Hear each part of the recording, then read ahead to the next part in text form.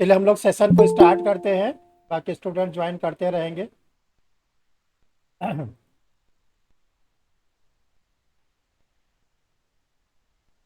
Good evening sir. Good evening.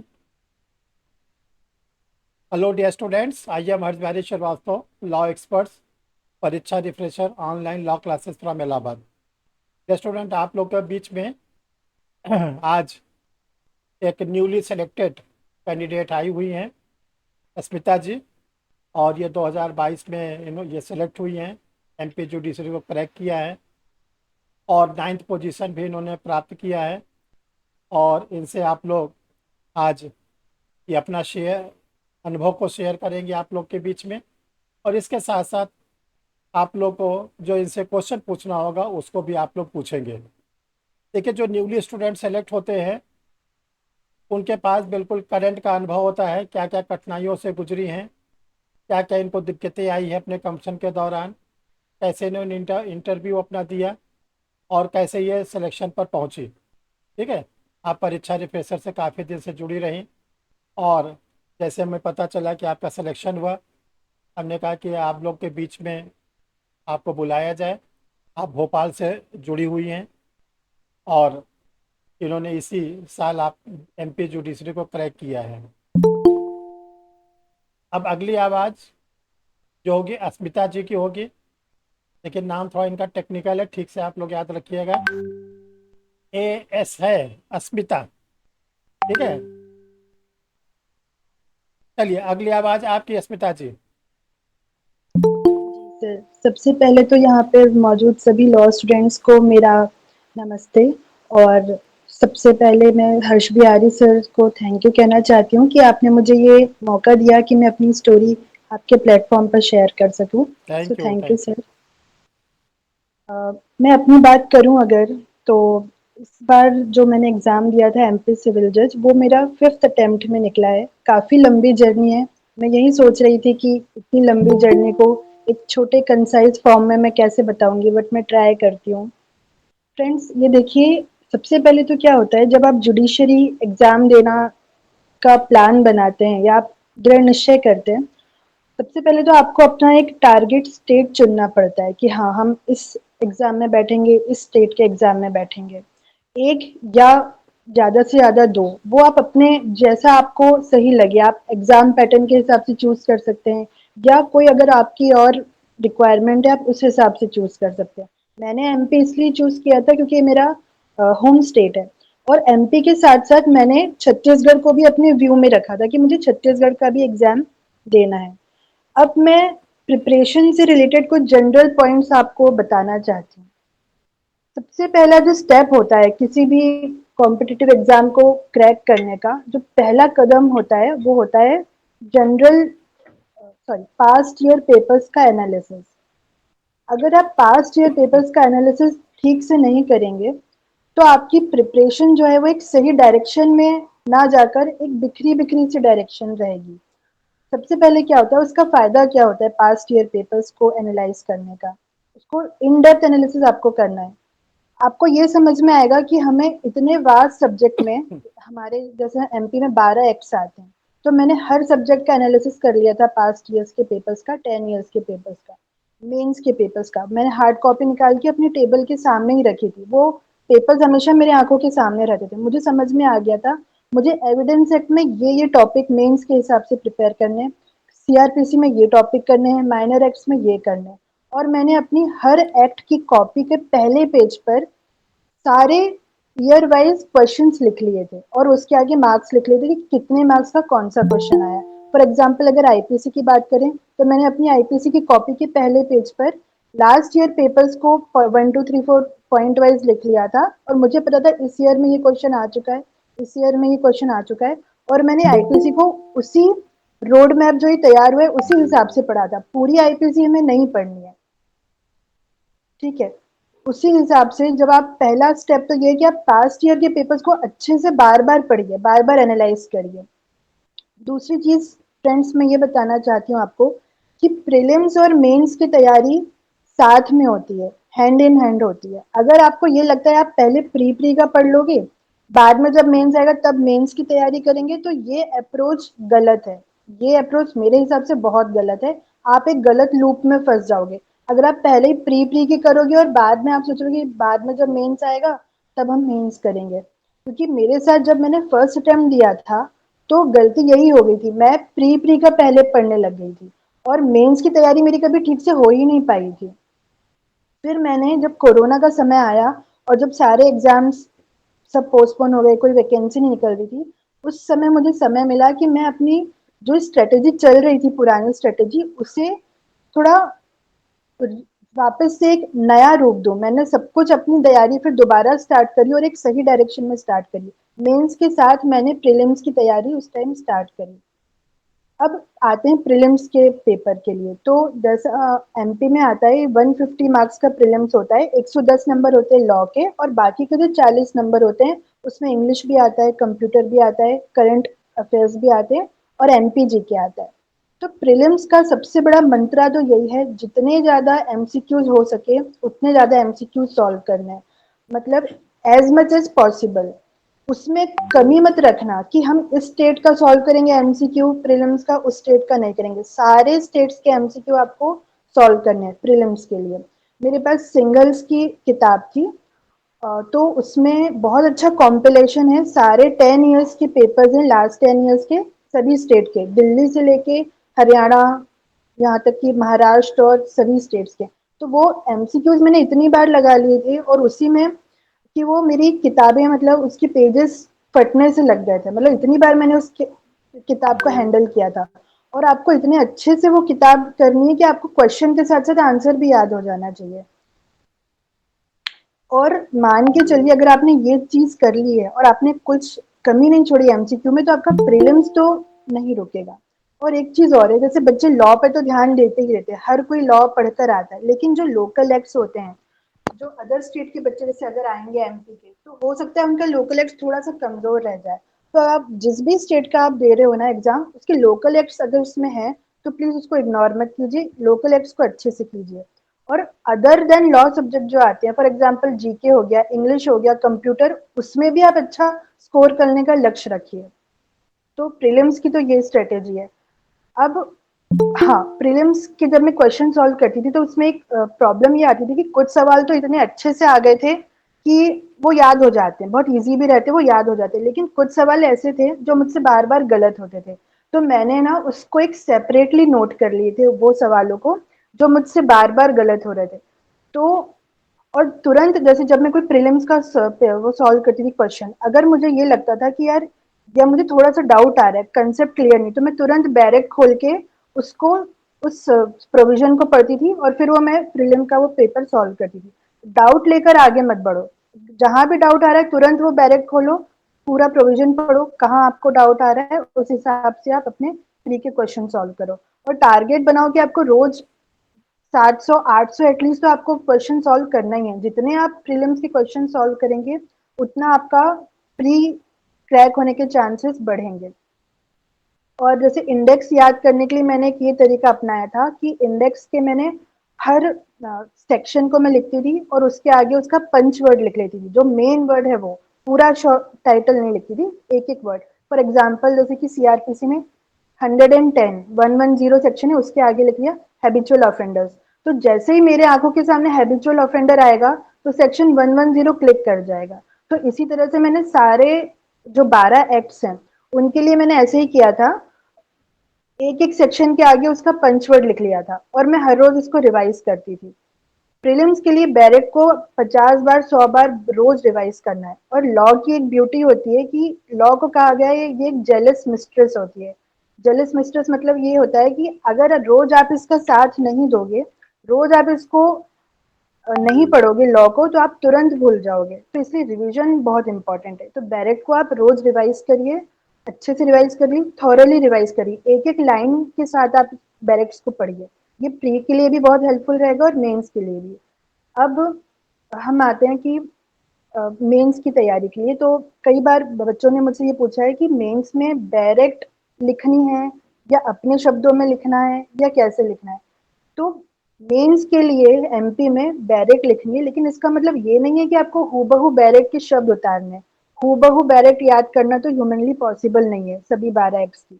Barrett को पढ़ के समझना और उसके प्रोविजंस को अपने शब्दों में कीवर्ड्स के साथ अपने आंसर में इंक्लूड करना, ये होता है मेंस के आंसर राइटिंग में।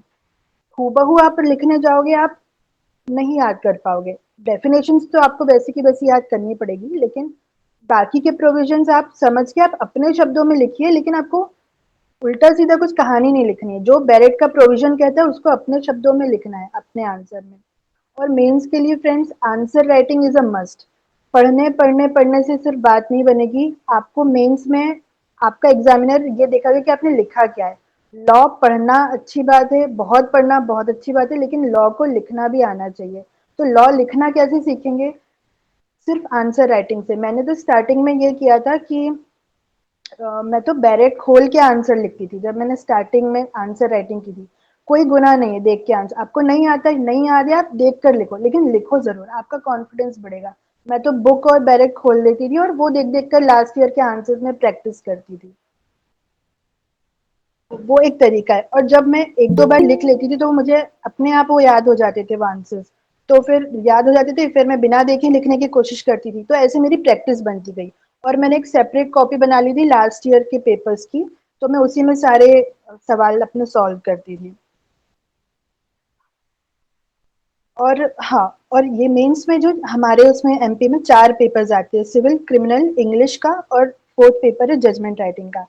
ये ध्यान रखना कि आप सभी चारों पेपर्स को ना बैलेंस करके चलो। ऐसा नहीं कि अगर आपको सिविल पढ़ने में मजा आता है तो आप केवल सिविल सिविल का अच्छा करो और बाकी की 3 पेपर्स को इग्नोर कर दो। या क्रिमिनल में आपका इंटरेस्ट है तो आप क्रिमिनल तो बहुत अच्छा लिख कर आ रहे हो, लेकिन सिविल में आपके मार्क्स कम आ रहे हैं। और इंग्लिश पेपर को कभी इग्नोर मत कीजिएगा। जजमेंट राइटिंग बहुत इंपॉर्टेंट है।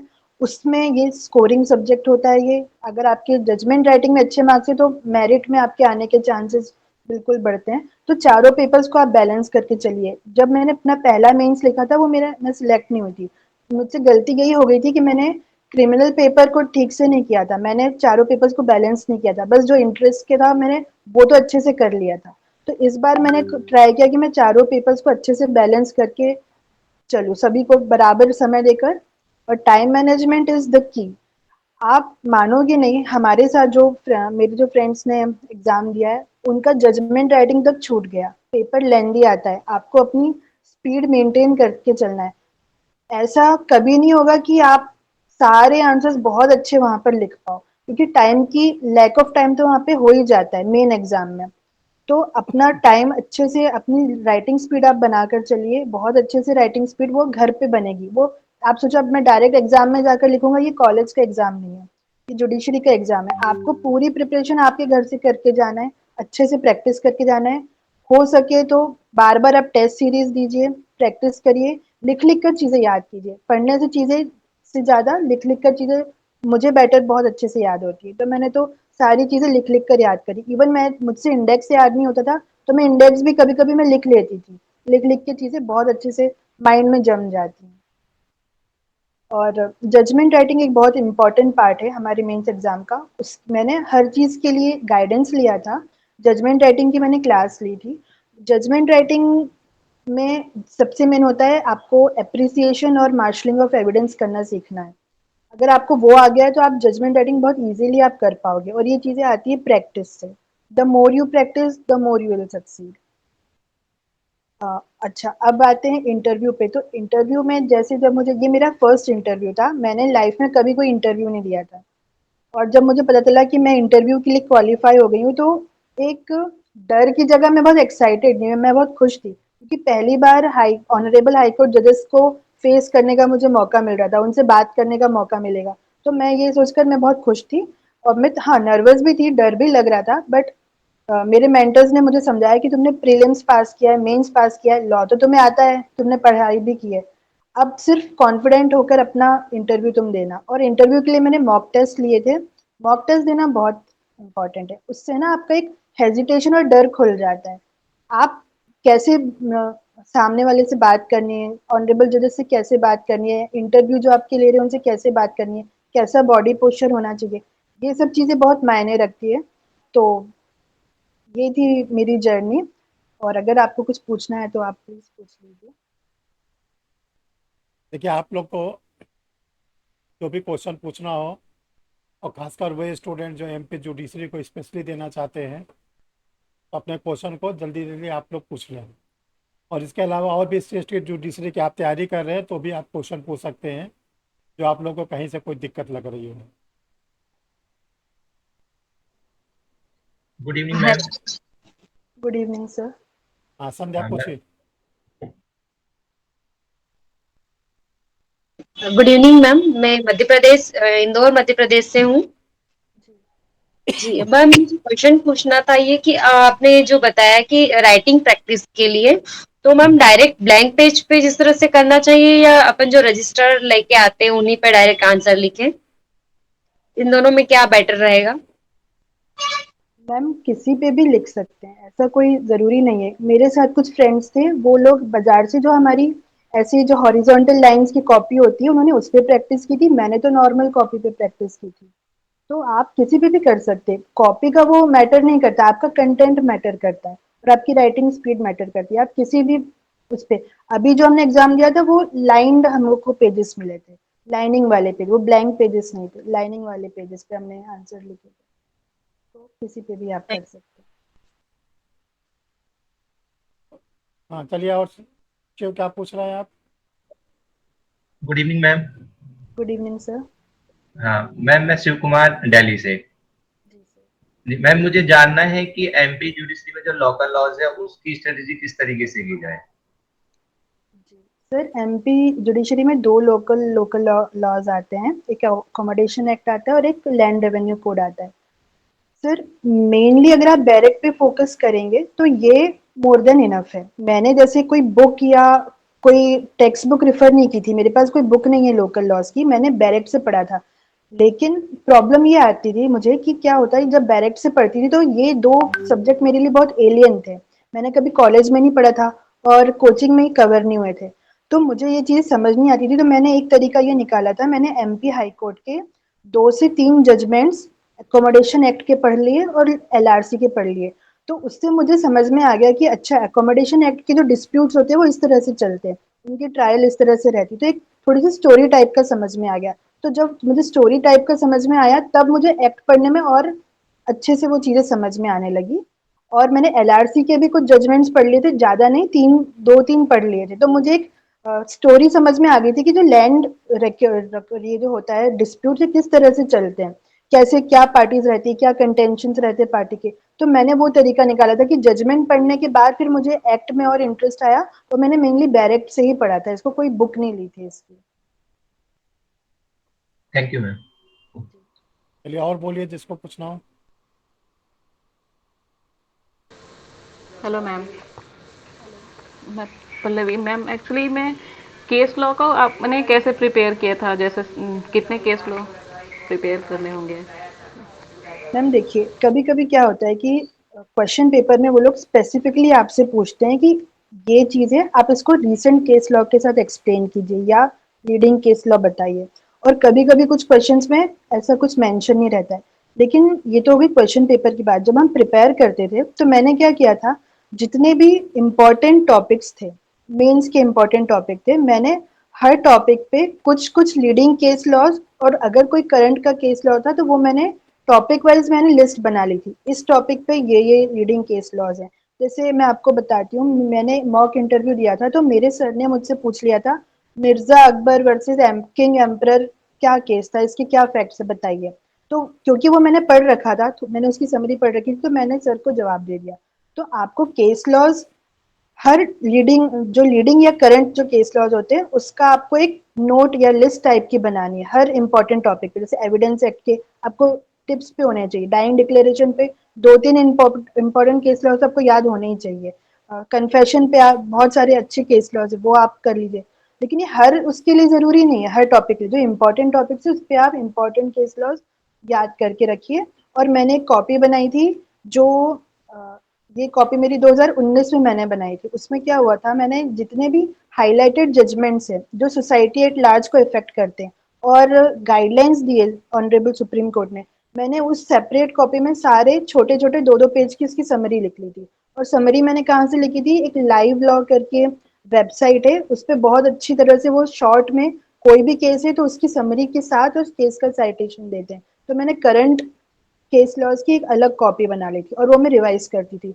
और मैं यहाँ पर एक बात और ऐड करना चाहती हूँ कि प्रीलिम्स में भी केसेस पूछे जाते हैं, तो उसके लिए सिंगल्स की एक बुक आती है, वो केवल केसेस के एमसीक्यू बेस्ड रहती है, तो वो मैंने अलग से सेपरेट परचेज की थी। अगर आपको केसेस की तैयारी करनी है उसमें से, तो वो सारे आपको केसेस मिल जाएंगे जो सभी जुडिशरी एग्जाम्स में वो लोग पूछते हैं, तो उन्होंने एक अलग से कॉम्पिलेशन निकाला है केसेस के एमसीक्यू का, तो आप उसमें से भी वो एक अच्छा ऑप्शन है केसेस प्रिपेयर करने का। मैम जैसे गुड इवनिंग मैम, मैं जैसे घटना चक्र यूज करती हूँ प्रीवियस ईयर के लिए, तो क्या ये ठीक है घटना चक्र? मैम मैं इंग्लिश मीडियम से थी, तो मैंने घटना चक्र कभी यूज नहीं की है, तो जी मैंने कभी नहीं पढ़ी घटना चक्र को, तो मैं तो इस बारे में नहीं बता पाऊंगी आपको कि ये कैसा कंटेंट है इसका, या कैसा कंटेंट अच्छा है या नहीं है, क्योंकि मैंने तो कभी। प्री एग्जाम्स के लिए आपका सिंगल्स की बुक ही आपने यूज की हुई है? जी हाँ, सिंगल्स के सारे स्टेट के एमसीक्यूज लगाए थे, सिर्फ सिंगल्स मैंने यूज की थी। जी जी। Good evening ma'am. जी मैम, गुड इवनिंग। मैं धार मध्य प्रदेश से हूँ। मैं पूछना चाह रही हूँ कि हिंदी और इंग्लिश के ऐसे कैसे तैयार करना है मैम, ऐसे राइटिंग। अच्छा मैम, मैंने जो सेकंड पेपर आता है इंग्लिश का पेपर, मैंने उसकी क्लासेस ली थी, तो जैसा मुझे सर ने गाइड किया था वैसा मैं आपको बताती हूँ कि अ, आपको क्या करना है मैम। एक होता है सोशल ऐसे, सोशल ऐसे हमेशा ट्रेडिशनल टॉपिक्स पे वो लोग पूछेंगे, और एक होता है लीगल ऐसे। जो लीगल ऐसे होता है वो करंट टॉपिक्स पे पूछा जाता है, जैसे इस बार हमें पूछा गया था मैरिटल रेप इन इंडिया, इस पे आया था, और एक था मीडिएशन के ऊपर आया था, तो ये दो लीगल टॉपिक्स हो गए। और सोशल में आया था, एक वाटर स्कैरसिटी पे आया था, और एक और टॉपिक और था। तो सबसे अच्छा जो एक एक जनरल में तरीका बताती हूँ आपको, न्यूज़पेपर रीडिंग की हैबिट बहुत काम आएगी मैम। चाहे वो प्री हो, चाहे मेंस हो, चाहे interview, newspaper is a tool to develop your personality. आप न्यूज़पेपर तो आप लोग पढ़िए ही पढ़िए, उससे क्या और होगा मैं कि आपको एक वो मिलेगा कि यार आजकल चल क्या रहा है लीगल एरिना में, लीगल फील्ड में कौन कौन से टॉपिक बहुत ही हाईलाइटेड है, तो आपको टॉपिक्स तो वो मिल जाएंगे। उसके बाद मैंने मैम नेट से इसका मटेरियल कंपाइल किया था, और एक बात ध्यान रखी थी, जब भी लीगल ऐसे लिखो तो उसमें प्रोविजंस, लॉ के प्रोविजंस इंक्लूड करना बहुत जरूरी है। कहानी, इधर उधर की कहानी से ज्यादा आपको अपनी लीगल नॉलेज वहां पे दिखाना है एग्जामिनर को कि आपको ये प्रोविजन पता है, इस तरह से। मैम मेरा एक और प्रश्न था। जी। जैसे मेंस का एग्जाम में किस प्रकार से लिखें कि वो टाइमिंग के अंदर अपना सारा कवर हो जाए। मैम इस बार मेंस के एग्जाम में 8 नंबर के क्वेश्चन आए थे, 4 नंबर के, और 4 नंबर में ही उन्होंने बाइफरकेट कर दिए थे, 2-2 नंबर के क्वेश्चंस बना दिए थे। तो जो 8 नंबर का क्वेश्चन था उसे मैंने इन डेप्थ लिखा था, जैसे 3 से 3.5 पेजेस दिए थे उसको। और जो 4-4 नंबर के क्वेश्चन थे उसमें मैंने कोई इंट्रोडक्शन या कंक्लूजन इस तरह से नहीं लिखा था, मैंने जो पूछा है सिर्फ डायरेक्ट का प्रोविजन वो लिख के मैं आगे बढ़ गई थी। और जो 8 नंबर के क्वेश्चन थे उसमें मैंने इंट्रो लिखा था शॉर्ट में, फिर मेन बॉडी, फिर कंक्लूजन, इस तरह से लिखा था। और मैम जितनी अच्छी आपकी प्रैक्टिस रहेगी उतना अच्छा आप परफॉर्म मेंस एग्जाम में कर पाएंगे। वो सारा खेल आपको कितना याद है वहां पे, क्योंकि सोचने का टाइम नहीं मिलेगा आपको, और आती हुई चीजें भी मैम छूटी है। मैंने आधे आधे पेजेस में भी मेरा आखिरी आंसर मैंने एनआई एक्ट का लिखा था, वो आधे पेज में मैंने खत्म किया है क्योंकि टाइम ही नहीं था। बट खत्म हो गया पेपर, ये मुझे एक बहुत बड़ा रिलीफ था कि पेपर खत्म हो गया है, कोई आंसर मेरा छूटा नहीं था, लेकिन आधे पेज में भी मैंने आंसर को लिखा है क्योंकि वहां पे टाइम नहीं होता इतना। तो जितनी अच्छी आपकी स्पीड घर पे रहेगी, आप उतना ही अच्छा वहां पे परफॉर्म कर पाएंगे। और मैम इंटरव्यू में किस प्रकार से प्रश्न पूछे जा सकते हैं, उसके लिए भी तैयारी के लिए थोड़ा सा आप बताएंगे। जी मैम। मैम मैंने इंटरव्यू के लिए, क्योंकि ये मेरा फर्स्ट इंटरव्यू था, तो मैंने मॉक इंटरव्यूज लिए थे, तो उससे मुझे बहुत हेल्प मिली। तो मेरा एडवाइस ये रहेगा कि आप भी मॉक लीजिएगा जब भी इंटरव्यू का समय आता है। इंटरव्यू में ये हुआ था मैम कि मैंने बेसिक बैरेक्स पढ़ी थी, और मैं न्यूज़पेपर तो मैं पढ़ती थी, तो मुझे अ, आज के ज़माने में क्या चल रहा है, क्या हाइलाइटेड चीज़ें, वो पूछे गए थे। और मुझसे तो हालाँकि करंट नहीं पूछा, लेकिन मेरे जो बैचमेट्स थे, उनसे किसी से कुछ करंट टॉपिक चल रहा था, उस पे ज़रूर क्वेश्चन पूछा था। सॉरी, तो करंट से आपको हमेशा टच में रहना है। मुझसे नहीं पूछा, लेकिन जो बाकी के बच्चे थे उनसे करंट में जो न्यूज़पेपर में हो रहा है उस टाइम जो हो रहा था, उनसे जरूर पूछा था, 1-2 क्वेश्चन उससे आए थे। उस टाइम मैम नर्मदा कुछ महोत्सव चल रहा था, तो नर्मदा रिवर के ऊपर भी एक से सवाल पूछ लिया था उन्होंने। और मतलब इस तरह से। और बैरेक्ट की रीडिंग आपको जनरल बैरेक्ट वो जो आप पढ़ते हैं, और अगर आपका कोई फ्रेंड्स का ग्रुप है जिनके साथ आपने तैयारी की है, तो आप लोग लॉ बोलने की एक बार प्रैक्टिस कर लीजिए। जैसे कोई प्रोविजन है, आप उन्हें बताइए, वो आपको बताएंगे। जैसे मुझसे पूछा था कि आप सबसे पहले तो मुझसे पूछा था कि आपका नाम क्या है, तो मैंने बताया अपना नाम। फिर पूछा कि आपने एलएलबी कब कंप्लीट करी है। फिर पूछा कि आपने एलएलबी करने के बाद क्या किया है। तो क्योंकि मैंने प्रैक्टिस कर रखी थी कुछ समय की, मैं लॉ फर्म में प्रैक्टिस करती, तो मैंने बताया। फिर उन्होंने पूछा अच्छा आपके सीनियर का नाम क्या है, तो फिर मैंने अपने सीनियर का नाम बताया। फिर उसके बाद उन्होंने मुझसे सिविल लॉ पे ही मेरा पूरा इंटरव्यू बेस्ड था। सिविल लॉ में भी डायरेक्ट क्वेश्चंस पूछे थे मुझसे। जैसे प्लेंट आपके पास आएगा, सबसे पहले तो आप क्या देखेंगे प्लेंट में। फिर मुझसे पूछा था कि रिटर्न ऑफ प्लेंट के बारे में क्या प्रोविजंस है। कुछ इंडोर्समेंट का भी इसमें एक प्रोविजन है, इंडोर्समेंट के बारे में पूछा था। लिमिटेशन एक्ट का सेक्शन 14 डायरेक्ट पूछ लिया था कि क्या है सेक्शन 14 बताइए। और आर्टिकल 226 और आर्टिकल 227 में डिफरेंस पूछा था मुझसे।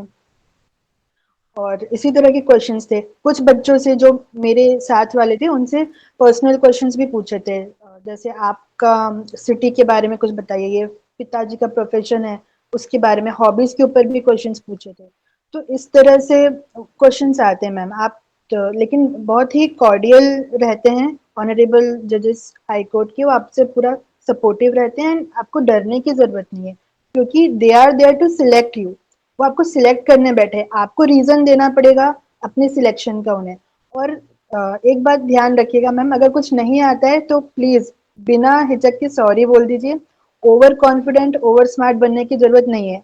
आपका इंप्रेशन बुद्धू का होगा, चल जाएगा। आपका इंप्रेशन वहां पे यार इसको तो कुछ नहीं आता है, चल जाएगा। लेकिन ये इंप्रेशन नहीं बनना चाहिए कि ये लड़की बहुत ओवर स्मार्ट है। सब कुछ चल जाएगा, बस डोंट, हाँ, डोंट ट्राई टू ब्लफ। जी मैम। चलिए, और किसी का आपका लोग का क्वेश्चन? मैम हैंड राइटिंग का कोई इफेक्ट पड़ता है कि स्मॉल है या बिग है, ऐसा कुछ आंसर राइटिंग पर? मैम हैंडराइटिंग साफ सुथरी होनी चाहिए, काटा पीटे नहीं होना चाहिए आंसर कॉपी में, सिर्फ इतना। बाकी खराब हैंडराइटिंग भी अगर किसी की होती है तो सिर्फ पढ़ने में आना चाहिए आंसर, उससे कोई फर्क नहीं पड़ता है। सिर्फ सामने वाले को आपका आंसर पढ़ने में आना चाहिए, ये इम्पोर्टेंट है। और साफ साफ पैराग्राफ या पॉइंट वाइज आप लिखिए कि सामने वाले को चीज समझ आ जाए आप लिखना क्या चाह रहे हैं। और बहुत ज्यादा काटा पीटी या बहुत रफ वर्क बिल्कुल ना करें। कुछ भी मार्क या किसी भी तरह की आइडेंटिटी लगाना बिल्कुल मना है, वो ना करें। इस बात का ध्यान रखिएगा। और हाँ मैम, एक चीज और, जैसे मेरी आदत थी सेक्शन को एस और डैश करके मैं सेक्शन नंबर लिखती थी। तो ये चीज मत कीजिएगा। कुछ भी शॉर्ट फॉर्म सेक्शन है तो पूरी स्पेलिंग लिख कर आइए वहां पे। एस डैश या एस सी ये सब नहीं चलेगा।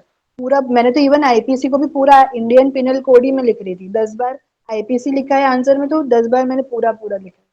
तो ये शॉर्टकट्स नहीं लिख चलना है वहां पे, पूरा पूरी स्पेलिंग सर लिख के। आंसर लिखना है तो उसको चार्ट फॉर्म में भी लिख सकते हैं ना?